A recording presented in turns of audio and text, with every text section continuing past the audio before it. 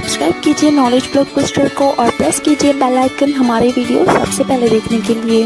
नमस्कार, सभी पेंशन धारकों का स्वागत करते हैं एक बार फिर से। दोस्तों, इस वक्त की पेंशन धारकों के लिए बहुत ही ज्यादा महत्वपूर्ण और इम्पोर्टेंट दो बड़ी खबरें निकल कर आई हैं। पहली बड़ी खबर की बात करें तो प्राइवेट कर्मचारियों की मौज बताई जा रही है।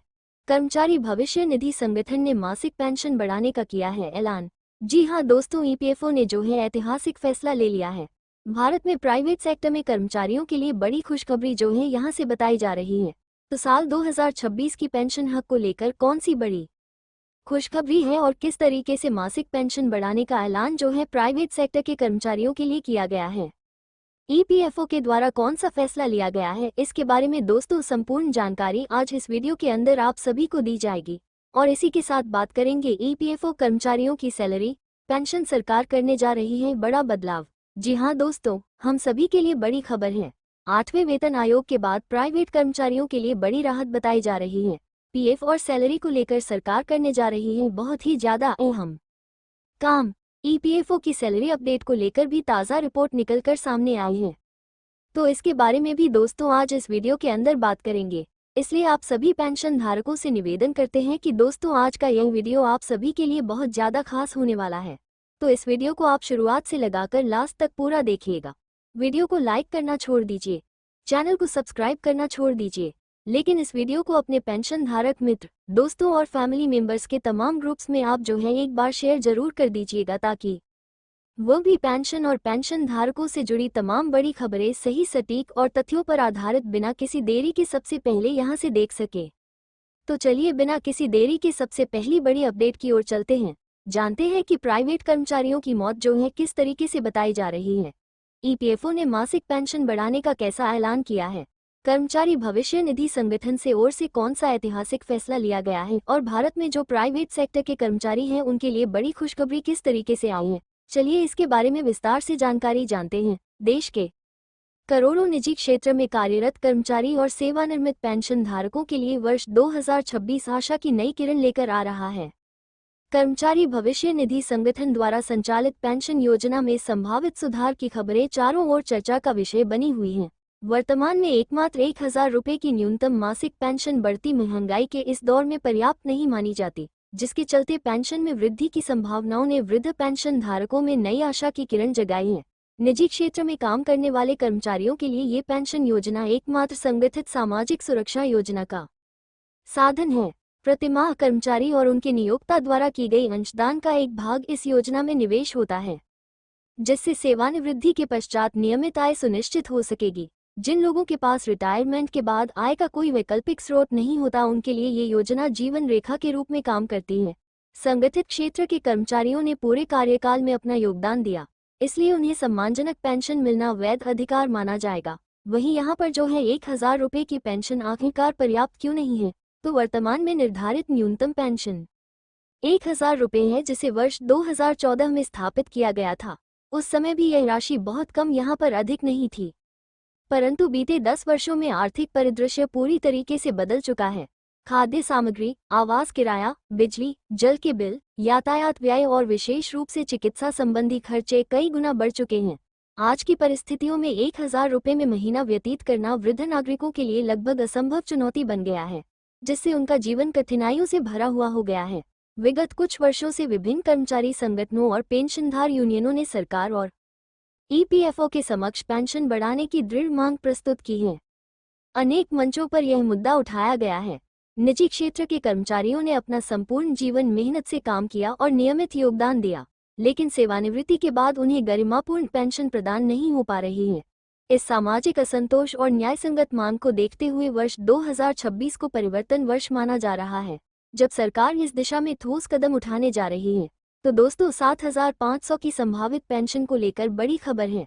विभिन्न मीडिया रिपोर्ट्स और कर्मचारी संगठनों की बैठकों से प्राप्त जानकारी के अनुसार सरकार न्यूनतम ईपीएस पेंशन को बढ़ाकर 7500 करने पर गंभीरता से विचार कर रही है। यदि यह प्रस्ताव वास्तविकता में परिवर्तित होता है तो निजी क्षेत्र के पेंशन धारकों के लिए ऐतिहासिक निर्णय माना जाएगा और इस बढ़ी हुई राशि से वृद्ध नागरिकों को औषधियां, राशन और दैनिक आवश्यक खर्चों को पूरा करने में काफी ज्यादा राहत मिल सकेगी, जिससे उनका जीवन जो है पहले से कहीं ज्यादा बेहतर हो पाएगा। फिलहाल ईपीएस के अंतर्गत पेंशन की गणना अधिकतम 15,000 रुपये की वेतन सीमा के आधार पर की जाती है। इसका अर्थ यह है कि यदि किसी भी कर्मचारी का वास्तविक सन इससे अधिक है, तब भी पेंशन की गणना के लिए केवल 15,000 रुपये ही आधार माने जाते हैं। ये चर्चा जोर पकड़ रही है कि इस सीमा को बढ़ाकर 25,000 रुपये प्रतिमाह किया जा सकता है। यदि यह निर्णय लागू होता है तो पेंशन योग्य वेतन में वृद्धि होगी। परिणाम स्वरूप मासिक पेंशन की राशि में भी उल्लेखनीय बढ़ोतरी जो है वो देखने को मिल सकती है। इसी के साथ दीर्घकालीन सेवा वाले कर्मचारियों को विशेष लाभ होंगे। तो वेतन सीमा में होने वाली वृद्धि का सबसे अधिक लाभ उन कर्मचारियों को प्राप्त होगा जिन्होंने लंबी अवधि तक सेवा की है, जिनका वेतन सेवानिवृत्ति के समय उच्च था। वर्तमान व्यवस्था में ऐसे कर्मचारियों को भी सीमित पेंशन मिलती है, जिससे उनके असंतोष की भावना बनी रहती है। नई व्यवस्था लागू होने पर उनकी पेंशन उनकी वास्तविक वेतन से अधिक निकट पहुंच सकेगी, जो उनकी मेहनत और योगदान का उचित सम्मान यहां पर होने वाला है। इसी के साथ अगली बड़ी खबर को लेकर बात करें तो कर्मचारी भविष्य निधि संगठन के कर्मचारियों की सैलरी पेंशन पर सरकार करने जा रही है बड़ी बदलाव। जी हां दोस्तों, 8वें वेतन आयोग के बाद प्राइवेट कर्मचारियों के लिए बड़ी राहत यहां पर बताई जा रही है। पीएफ और सैलरी को लेकर सरकार यहां पर जो है बहुत ही जरूरी और अहम काम करने जा रही है। ईपीएफओ की सैलरी को लेकर बहुत बड़ा अपडेट जो है हाल फिलहाल में आप सभी के लिए निकल कर आया है। तो चलिए इसकी बात करते हैं। प्राइवेट सेक्टर में काम करने वाले करोड़ों कर्मचारियों के लिए एक अच्छी खबर सामने आ रही है। सरकार अब ऐसे कर्मचारियों पर भी सोशल सिक्योरिटी के दायरे में लाने की तैयारी कर रही है जो अभी पूरी तरह से पीएफ खाते से बाहर थे। इसके लिए एम्प्लॉइज प्रोविडेंट फंड ऑर्गेनाइजेशन यानी कि ईपीएफओ की मंथली सैलरी लिमिट बढ़ाने पर भी गंभीरता से विचार किया जा रहा है। तो क्या है ईपीएफओ के मौजूद नियम? इसको लेकर बात करें तो यदि पीएफ के लिए सैलरी लिमिट 15,000 तय है, मतलब अगर किसी कर्मचारी की बेसिक सैलरी 15,000 से ज्यादा है तो उसे पीएफ कटवाना जरूरी नहीं होता। ऐसी स्थिति में पीएफ कटे या ना कटे ये कर्मचारी और कंपनी की आपसी सहमति पर निर्भर करता है और इसी वजह से इस संख्या में प्राइवेट कर्मचारी पीएफ दायरे से बड़ी संख्या में बाहर हो जाते हैं। अब क्या बदल सकता है? तो यहाँ पर जो है सरकार इस लिमिट को 25,000 रुपये करने पर विचार कर रही है। अगर ऐसा होता है तो ज्यादा सैलरी पाने वाले कर्मचारियों का पीएफ अपने आप कटेगा और वे रिटायरमेंट के बाद बेहतर बचत कर पाएंगे। इससे खासतौर पर प्राइवेट और असंगठित क्षेत्र के कर्मचारियों को बड़ा फायदा मिलने की बात कही गई है। वही पहले क्यों टल गया था यह फैसला? तो इससे पहले भी सरकार ने सैलरी लिमिट बढ़ाने का प्रस्ताव रखा था, लेकिन उस समय कई कंपनियों ने इसका विरोध किया था। कंपनियों का कहना था कि इससे उन पर अतिरिक्त खर्च का बोझ बढ़ जाएगा। वह कर्मचारी संगठनों की मांग थी कि लिमिट सीधे 25,000 रुपये किया जाए ताकि भविष्य में पेंशन और पीएफ की रकम जो है वो मजबूत हो सके। तो अब सुप्रीम कोर्ट की भी सख्ती नजर आ रही है। ये भी ध्यान देने योग्य बात है कि पीएफ की मौजूद 15,000 रुपये की लिमिट साल 2014 के अंदर तय की गई थी।